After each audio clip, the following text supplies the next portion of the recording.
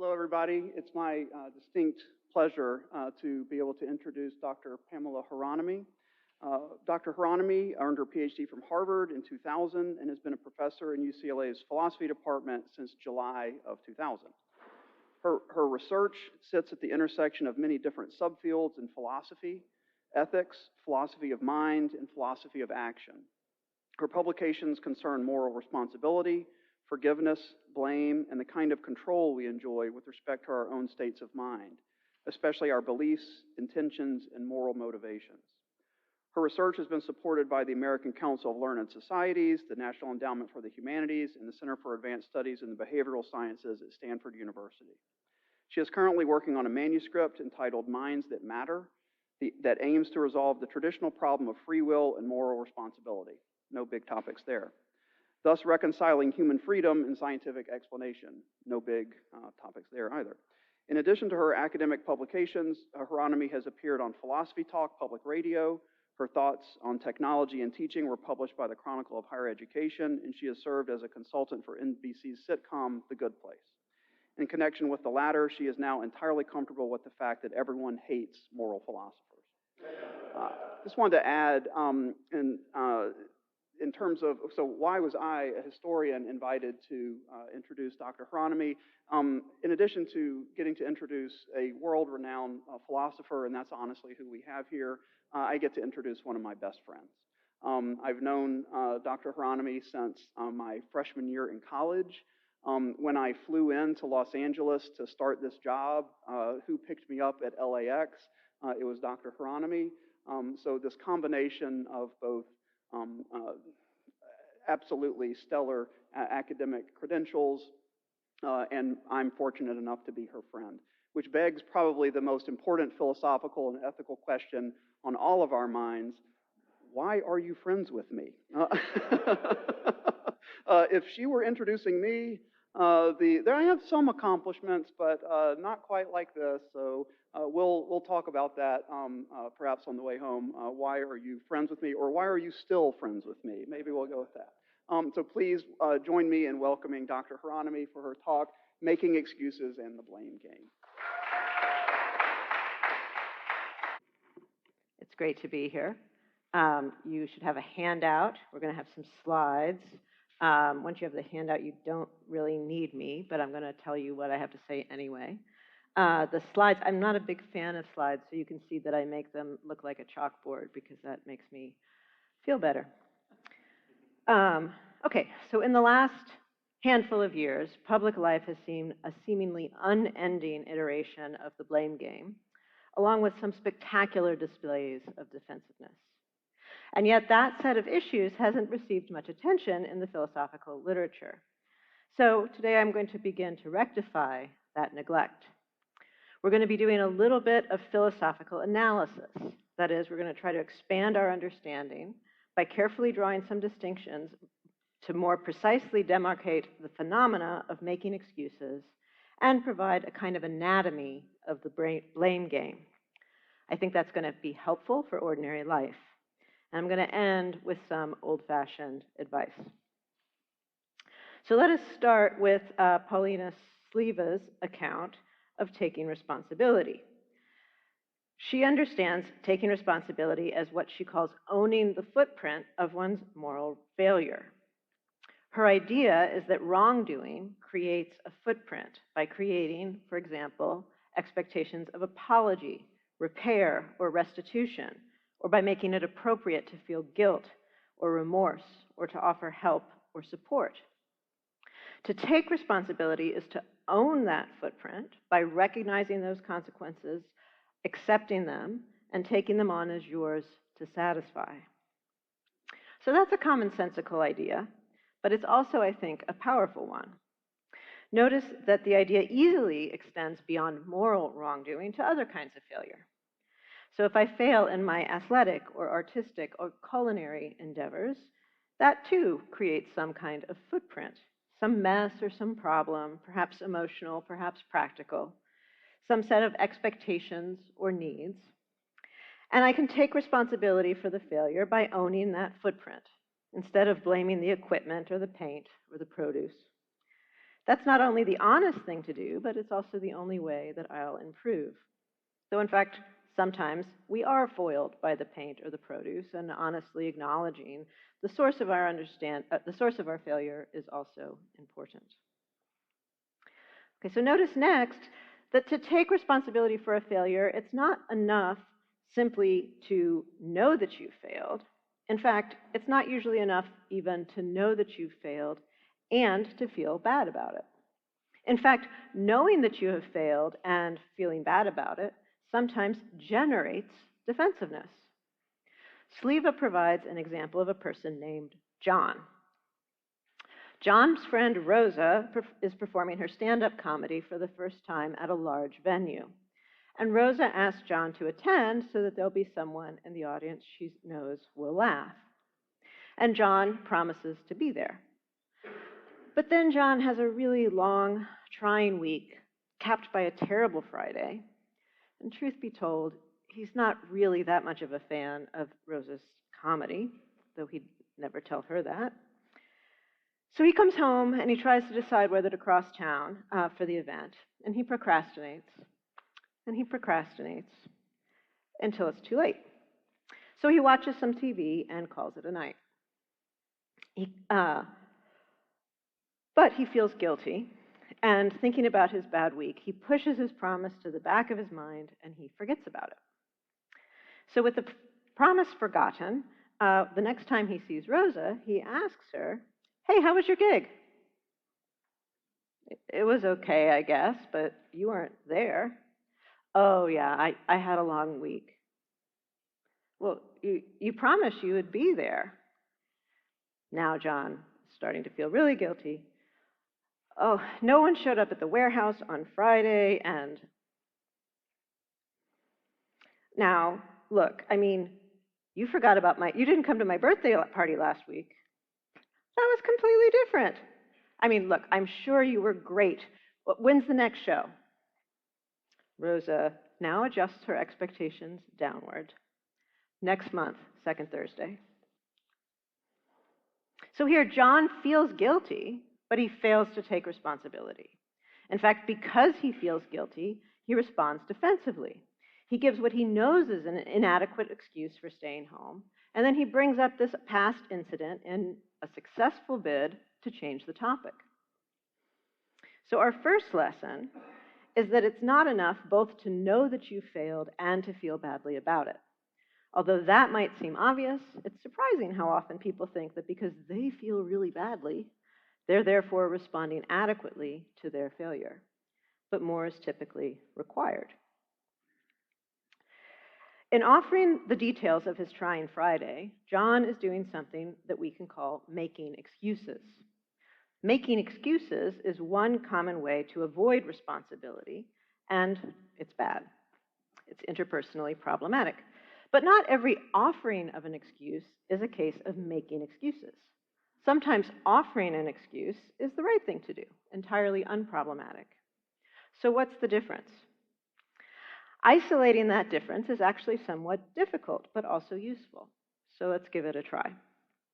We can start with the definition of excuses. Following Sleva, we can say that excuses are facts or considerations that reduce the apparent size and significance of the footprint of one's failure. And so if you offer an excuse, you're offering considerations that reduce the burdens you seem to face if you were to take responsibility. Offering excuses might then seem like it's an exercise in self-protection. After all, you're doing something that's reducing your own burdens. But that's incorrect. In offering information that in fact reduces your burdens, you need not be trying to reduce your burdens. You need not be acting for self-protective reasons. You might instead be trying to improve the situation for everyone by correcting a mistake. No, the vase didn't break, it's fine. Or you might be trying to mitigate the other person's feelings by offering important facts. "Oh, I'm so sorry, I didn't know about your brother." So our second lesson is that when someone offers information that will in fact reduce the footprint, they're not necessarily aiming to reduce their burden. They might just be trying to make things better.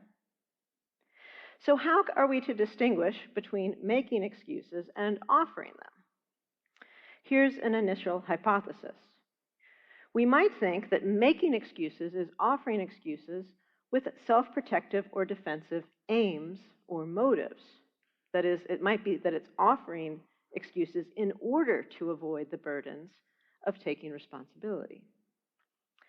But that is also incorrect, as you might have guessed since I called it hypothesis 1. You might offer an excuse in order to prevent yourself from taking too much responsibility, for taking responsibility for more than the actual footprint of your failure. And that's especially important in abusive or unhealthy relationships, to avoid taking up burdens that rightly belong to someone else. But even outside of abusive relationships, you might need to establish the limits of your failure by providing important facts. So, I shot the sheriff, but I did not shoot the deputy.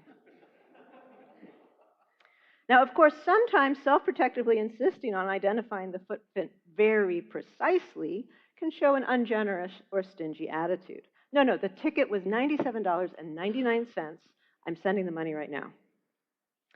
But even in that case, the stingy person is not making excuses or failing to take responsibility. They're just failing to own anything more. So what is it to make excuses? Let's return to John. John attempts to convince Rosa that the footprint is smaller than he himself, in some sense, believes it to be. Although he doesn't say anything false, so he's not, strictly speaking, lying, he's offering as a justification, certain facts that he himself knows are inadequate for that task, hoping that Rosa will nonetheless accept them. So here's a second hypothesis. Making excuses is in a way like lying. It's offering information that would reduce the apparent footprint while believing that the information is really inadequate for that purpose, believing it does not reduce the actual footprint. But even that's not right, because it doesn't capture the most egregious case of making excuses. We need to allow for Harry Frankfurt's bullshitter. In an article that became a very small book on bullshit, Frankfurt distinguishes between bullshitting and lying. The liar is hiding something. The liar presents as true something they believe to be false. But the bullshitter can't even rise to the level of the lie because the bullshitter doesn't keep track of the truth, and so they have nothing to hide. The bullshitter has nothing to hide because the truth is as nothing to them. And so although the bullshitter is certainly dishonest, they're not exactly lying because they're not hiding anything. They're just talking. And in talking, they're not trying to present to you information or disinformation for your possible acceptance or rejection. Rather, in talking, they're trying to do something to you, to get you to buy the car, to think they're great, to laugh at their story, or to stop expecting them to take responsibility. So the bullshitter can offer excuses without having any beliefs of their own about the size of the footprint. They just know that you have a belief, and they're wanting to change your mind to make you think it's smaller than it is. They have no concern themselves about the true size of the footprint. In fact, they don't need to have any idea about what would or would not qualify as an adequate excuse. And yet they're certainly making excuses. And we also need to accommodate a lesser but still problematic character, the person who tries to hide the truth from themselves. When such a person offers excuses, they in some way know to be inadequate, but they don't straightforwardly believe it is inadequate, yet they're certainly making excuses. So here is our final hypothesis. To make excuses is to offer an excuse in an attempt to convince someone that the footprint is smaller than it appears to them without regard for its actual size. So while making excuses, you're not interested in owning the actual footprint, whether or not you have any beliefs about it. You're instead attempting to convince the other person that you should take up some other set of burdens or maybe no burdens at all. Making excuses is thus incompatible with taking responsibility. Now, I think this is very close to the correct philosophical account of making excuses, but we need to address one important problem with it. We've already seen that in the aftermath of a failure, there's often disagreement. The footprint as you see it may not be the footprint as it appears to others. But I suspect something more radical is true. I suspect that at least in many cases, in the immediate aftermath of a failure, there is as yet no fact of the matter about the exact size and content of the footprint. That is, I suspect that in the exact size and content will be made determinate in the process of figuring out how events are seen from both sides, how important the damages are to each one, and whether or to what extent agreement about those things can be reached. In the process, preferences may be formed and decisions may be made that can change or create certain pieces of the footprint. But if that's correct, we have a problem. If the actual size and content of the footprint awaits the other person's response to the information that you offer, it's hard to see how you can offer that information while properly concerned about the actual size of the footprint, because there is as yet no actual size. And so it's hard to see how you could avoid making excuses. So let's consider a case. Suppose that you appear at the front door half an hour early without ever having RSVP'd to the dinner party. So rude. You feel terrible. Now, your host may or may not agree. They might find your unexpected presence a significant inconvenience, but they might not, depending on what kind of a host they are and how they feel about their dinner parties. They might find it a minor inconvenience, or they might sincerely not care in the least. If your host doesn't care, then a profuse and extended apology is going to be out of place. So you won't know exactly how to feel or what to do until you know how your host feels about it. But thus far, I think we might think this is just a matter of discovering the footprint, and I've made the stronger claim that parts of the footprint are not yet there to discover, but they're going to be created in your interaction. And that's because parts of the footprint might depend on decisions made and preferences formed in that interaction. So maybe your host would like you to make some pie crust, but maybe you're terrible at pie crust, and so you want to offer to help with the chopping. But the chopping's done, but they could use some help with the dishes. Or maybe your host realizes after 10 minutes or so that your presence is surprisingly distracting, but that they could use a last-minute errand to be run. So parts of the footprint may depend on decisions made individually or collectively, and preferences formed in the aftermath of the original failure. But that creates trouble for our nascent account. We said that to offer excuses is to offer information in order to convince others, that to make excuses is to offer information in order to convince others that the footprint is smaller than it appears to them without regard for its actual size. And I've just suggested that, at least in some cases, there is no actual size until after that interaction. And yet, in the interaction, you're going to offer information in order to convince that the footprint is smaller than it appears, as when you point out that you're terrible at making pie crust. If the actual size of the footprint is going to be determined in part by the information you offer, it's hard to see how you can offer that information while properly concerned about the actual size. And yet, when you offer the information about the pie crust, you're not making excuses. So we have a problem. We need to do a little more philosophy. Solving this problem is going to require us to back up and think about two very different kinds of conversation, each of which could be called a negotiation. One kind is an unpleasant, low-level power struggle. When you negotiate the price of the car, you're engaged in this low-level power struggle with the salesperson, who is typically very well trained in just that sort of power struggle. But not all negotiations are like that. At the other end of the spectrum, if old friends are deciding when and where to spend time catching up, they'll engage in a conversation that could also be called a negotiation. Each will put forward their preferences and limitations as they seek to find a mutually acceptable plan. That kind of conversation is not a power struggle. It's instead a cooperative activity. And of course, many negotiations are going to fall between those extremes, but I'm going to focus on the two extremes, starting with the unpleasant sort. So negotiations are low-level power struggles when at least one side seeks their preferred outcome, unconcerned with reaching an agreement that's acceptable to others. I call these low-level because they're conducted in speech rather than blows, which would be high-level, or in behind-the-back conspiracy, which would be subterranean, or in a simple refusal to speak or act, which would be passive-aggressive.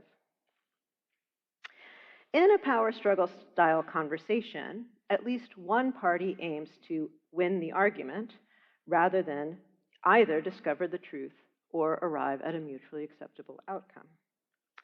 You win the argument in the sense at issue when the other person yields and your position is established in the common ground, in a technical sense of that term used in philosophy and linguistics. The common ground in a conversation is that set of claims which will be treated as true in subsequent conversation unless explicitly denied or called into question. So to illustrate, when the revered tenured professor makes an assertion in the faculty meeting and no one explicitly challenges it, that claim will stand as a background assumption of all subsequent conversation as long as it's not explicitly called into question. It has thus entered the common ground. Now, importantly, establishing your position in the common ground in this sense does not require convincing anyone. It could be that the junior faculty or even the entire faculty are, to a person, find their colleague's claim ludicrous, but not worth the costs of explicitly challenging. In fact, establishing your position in the common ground doesn't even require that the position you establish be acceptable to others. It only requires that others, in fact, accept it. And again, you win an argument when your position is established in the common ground, and in a power struggle style negotiation, at least one side is attempting to win the argument. Okay, so before turning to the cooperative sort of negotiation, I'd like to make a few potentially useful side comments about the power struggle sort. First, those of us who like to win arguments often assume that when we've done so, we have also convinced others. Or if we haven't, then that's due to the vice or the stupidity of the other party. But often enough, neither is true. Often, the loser understands better than the winner that the ability to win arguments has no necessary connection to the truth. And so often enough, the loser is unbothered by their loss. I suspect many academics would be surprised to learn how often they've been humored by those who know in advance that they're unlikely to win the argument, but simply chalk it up to the greater argumentative skills or rhetorical power of their interlocutor. Second, given a lack of concern for truth or mutual acceptability, a focus on winning arguments is likely to lead to a deficit of honesty. And the bullshitter will be particularly well placed since they're unconcerned with their truth, they are unhindered by it in their talking. Third, and perhaps surprisingly, a power struggle style negotiation need not be driven by selfishness. It can be conducted by someone who genuinely seeks to establish not what they want, not what would be good for them, but what they think is best overall. Even so, if the negotiator is determined to implement their idea of what would be best overall, regardless of others' differing opinions, then the negotiator will be engaged in the conversation only for the purpose of avoiding the appearance of unilateral action by gaining the other's de facto assent. And given that aim, forthrightness and honesty are going to be significant handicaps and will be frequently foregone. So that's a temptation faced both by well-intentioned salespeople and by caring doctors. Okay, I now turn to negotiations at the other extreme. the maximally cooperative negotiations. In this case, each party is, with goodwill, seeking an outcome that's acceptable to each of the others, an outcome that each of the others will find fair or maybe even generous. In the process, each is not only willing to be honest and upfront about their own needs, interests, and desires, but also willing to take the needs, interests, and desires of others with equal seriousness. Cooperative negotiation requires trust and respect, perhaps a daunting degree of both, especially if the stakes are higher than how to spend a free evening. However, even with all that trust and respect and goodwill, you still need to put forward your own interests honestly and without minimizing or enlarging them, understanding that others will put forward theirs honestly and without minimizing or enlarging them. Goodwill doesn't eliminate the need for negotiation because people are idiosyncratic with different preferences and interests and needs. And until we have all that information on the table, so to speak, we're going to be stuck with some prefab, one-size-fits-all outcome that may be worse than what we could work out between us in conversation. And more, preferences might change in the conversation. So, to illustrate, before talking, the right thing for mutually caring, deferential people to do might be to split each of unequally sized and differently unpleasant tasks equally between them, the prefab solution. So if we're roommates, we might rotate tasks each week so as to share the burdens equally. But if I find taking out the garbage so unpleasant that I prefer to sweep, even though it takes a bit longer, while you find sweeping much worse, we can do better. There's no need to settle for the prefab solution. We can each take our preferred task. So in cooperative negotiations like this, we learn about one another. We're drawn into partnership, maybe even intimacy. Okay. Now, before returning to our problem for our account of making excuses, I'd like again to make some side observations now about the cooperative sort of negotiation.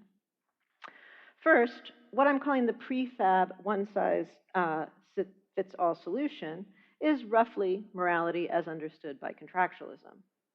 Moral principles are the outcome of a hypothetical cooperative negotiation, an imagined one between generic people. Second, exactly how these cooperative negotiations are conducted is highly culturally variable.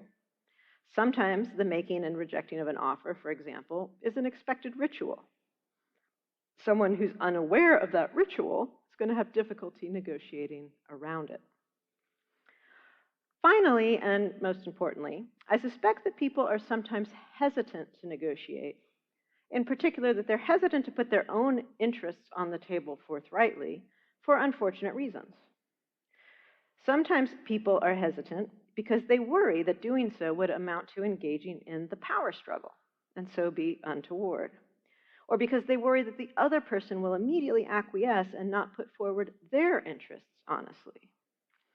Or sometimes people have a kind of picture or a hope that each one will instead watch out for the other. And they think that putting your own needs and interests on the table is somehow foreclosing this very great good of having the other person discern them without your say-so.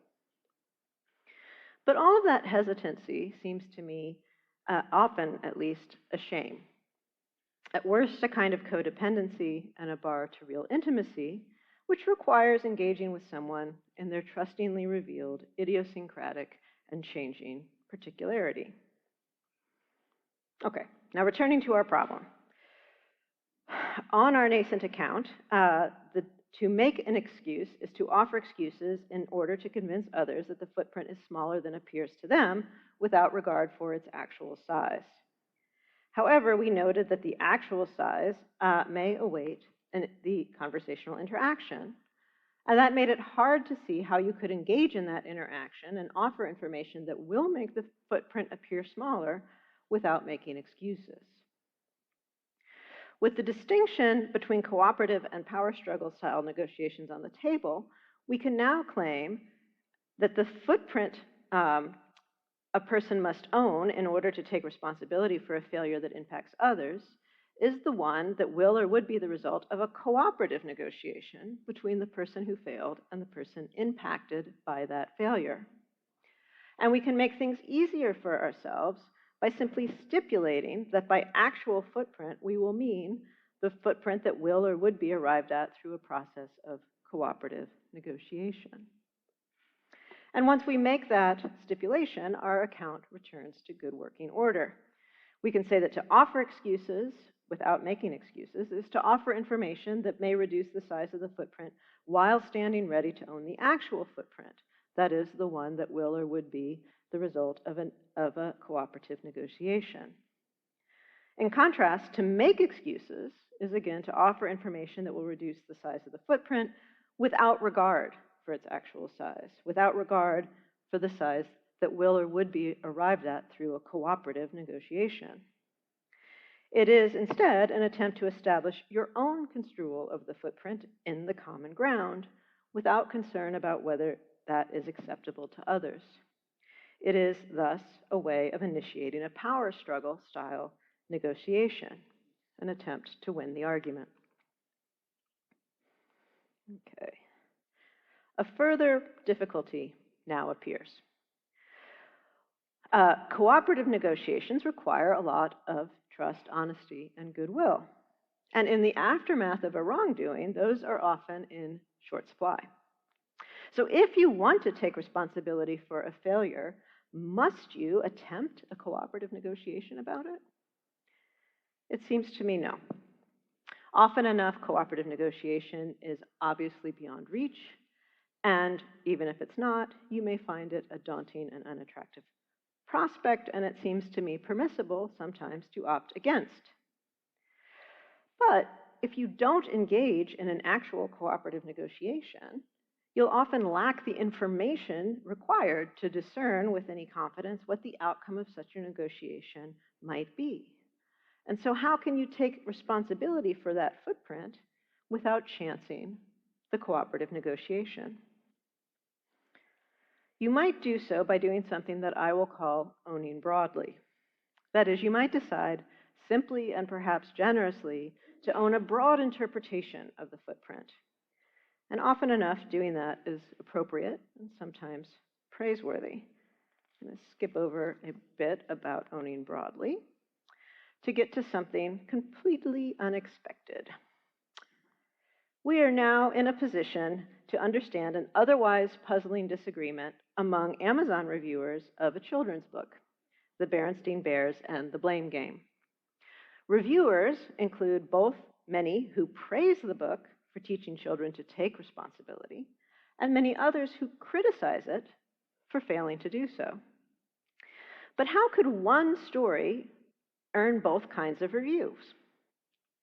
Well, in the story, two plain children break a vase and break a window. They're actually bears, but they're children. It's confusing.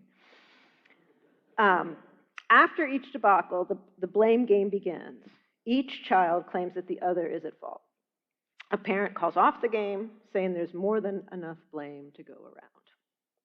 And the parent then sets the children and themselves to clean up. Critics see the story as failing to teach the children to take responsibility because they don't take up the tasks as part of a footprint identified as the impact of their own failure. It seems to critics that individual responsibility has been avoided. Fans instead see the story as teaching the children to own broadly. Rather than sort out questions of fault in a fine-grained way, the children are taught to just accept some admittedly unspecified degree of it and take up the tasks contained in the footprint. Now, though that disagreement seems to me not only intelligible but also sensible, I side with the fans. And I'm not actually going to say more about it. So skipping ahead to considering the blame game in some detail. My go-to example of the blame game is the lecture course going badly, when students are not engaged and not learning, with which, unfortunately, I have some familiarity.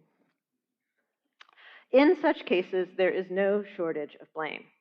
The instructor, is likely to blame the students. The instructor will think that the students can't expect to learn or find the lectures engaging if they keep looking at their devices or surfing the web, or if they come to class without having done the reading, or if they don't at least ask questions to reveal their confusions. Meanwhile, the students are likely to blame the instructor. They will think that the instructor needs to make the material more accessible, more relevant to their interests, to deliver the lecture in less of a monotone, maybe prepare better visual aids. In blaming the other, each side is avoiding the burdens of improving the situation by changing themselves. And notice, the blame game need not involve morality at all. Neither the instructor nor the students need to be thinking that the other is failing morally rather than professionally or academically. But surely they're playing the blame game. And we can lay out the basic structure of the game. The stage is set when some kind of mess or problem was the foreseeable result of someone's failure. There's a footprint. The person whose failure caused the foreseeable mess is at fault for it. They're to blame for the mess. And because the mess or problem is their fault, it's presumptively theirs to clean or fix. In the blame game, questions of who is at fault and who needs to fix become the objects of a power struggle. And in the full-blown version of the game, when both sides are playing, each side assigns fault to the other, believing that whomever is at fault will also have to fix. And so in the full-blown version, each side is not only refusing to own the footprint, but they're also trying to shift the burden to the other party. Young siblings play the game zealously, so do politicians, colleagues, neighbors, and sometimes even students and teachers. Okay. Notice that in the case of the lecture course, there's not going to be a conversation, most likely. That will most likely remain a passive-aggressive power struggle. In other cases, like political struggles, the blame game can become a high-level struggle, resulting in violence. And now I'm going to skip over why I like the bears, and go to the blame bind. When the children initiate the blame game, they start a process that's hard to stop. Rosa faces an even worse situation because when John initiates the game, she's not interested in playing. She's left in the blame bind. Here's an anatomy of that bind. In the aftermath of a failure, there's some mess that needs to be cleaned up. In the case of moral failure, there's interpersonal damages to add to that footprint. Some aspects of the footprint cannot be involuntarily imposed. Even those that can be involuntarily imposed, like literal cleanup, there's rarely an arbiter with the power to ensure that the burdens are borne by the right person, at least after childhood and short of legal action.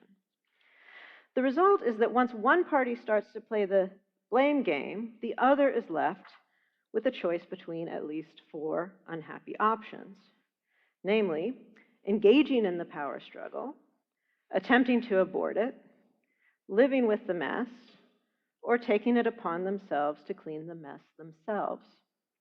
And I see no good options here. In reverse order, cleaning the mess yourself is a burden and an injustice. So is living with it. Aborting the blame game and moving the other party into cooperative interaction requires the cooperation of the other, the lack of which is why you were in this game to begin with. The final option is to engage in the power struggle. But here's a news flash. Power struggles favor the powerful.